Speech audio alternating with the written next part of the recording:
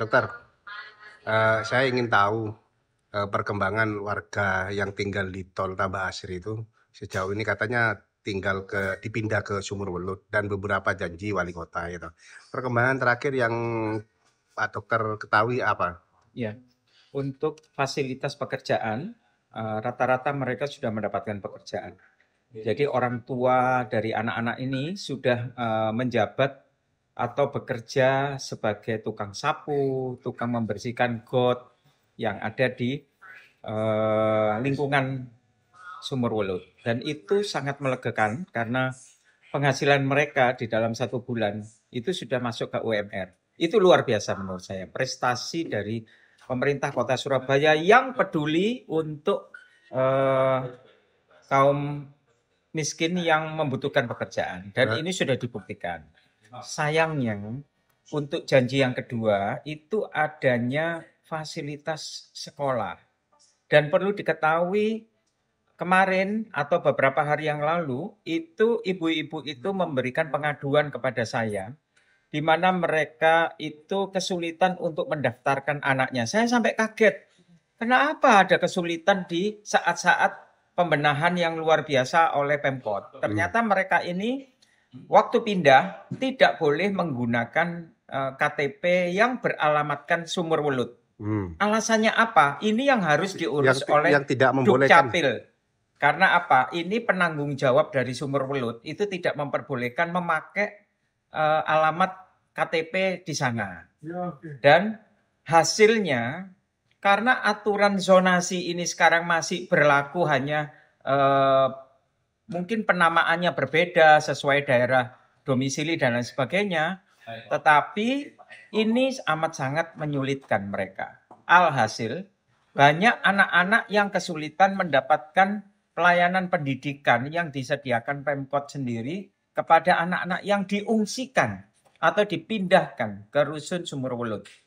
Dan ibu-ibu ini nanti akan memohon bantuan kepada Komisi D untuk bisa memecahkan masalah karena apa? Sekarang ini waktunya pendaftaran dan mereka ditolak di wilayah Sumurwulut untuk sekolah-sekolahnya. Apa yang mereka katakan?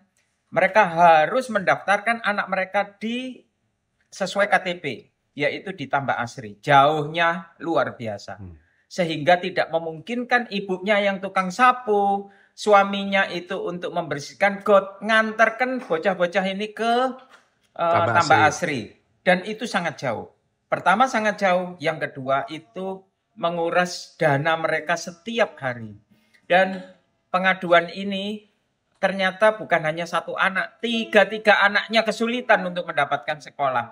Dan saya ingin agar ibu-ibu di Sumurwulut itu mengumpulkan data untuk bisa dikoordinasikan dengan pihak Disbud, jadi Dinas Pendidikan, Dispendik.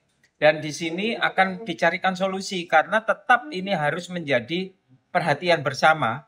Karena kalau dengan peraturan zonasi atau peraturan domisili, saya berpikir kalau peraturan domisili itu ada di tempat mereka berada. Ternyata tidak. Jadi mereka ini domisilinya sesuai KTP, balik ke aturan yang berarti ini bisa disebut korban zonasi ya? Iya. Jadi kalau saya zonasi ini melungsungi menjadi lokasi domisili, tetapi domisilinya tetap kembali lagi sesuai KTP.